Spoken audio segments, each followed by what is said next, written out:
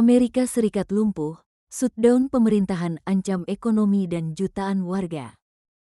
Washington, AS. Pemerintahan Federal Amerika Serikat resmi menghentikan operasionalnya pada Rabu, tanggal 1 Oktober tahun 2025, setelah Kongres gagal mencapai kesepakatan anggaran untuk tahun fiskal 2026. Kebuntuan politik antara Partai Republik dan Demokrat kembali menyeret negeri adidaya itu ke dalam krisis yang berulang. Akibatnya, lebih dari 2 juta pegawai federal menghadapi ketidakpastian. Ratusan ribu pekerja dirumahkan tanpa bayaran, sementara pegawai di sektor esensial tetap bekerja tetapi gajinya ditangguhkan hingga kesepakatan dicapai. Serikat Pekerja Federal mengecam kondisi ini dan menilai pegawai dijadikan sandera politik oleh para elit. Shutdown membuat sejumlah layanan publik non-esensial lumpuh. Taman Nasional, situs sejarah, hingga kantor pelayanan publik berpotensi ditutup. Sebaliknya, sektor militer, pengendalian lalu lintas udara, serta pembayaran jaminan sosial tetap berjalan karena termasuk pengeluaran wajib. Namun, ketidakpastian terus membayangi. Pemerintah bahkan dikabarkan mempertimbangkan pemutusan hubungan kerja permanen jika kebuntuan politik tak segera berakhir.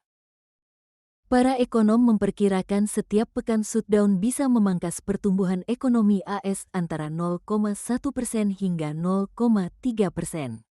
Jika berlangsung sebulan penuh, kontraksi PDB real bisa mencapai 1,5%.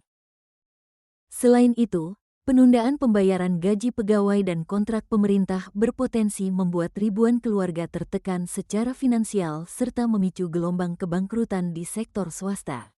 Pasar keuangan pun tidak luput dari risiko. Suku bunga obligasi naik, harga saham tertekan, dan data ekonomi vital berhenti terbit.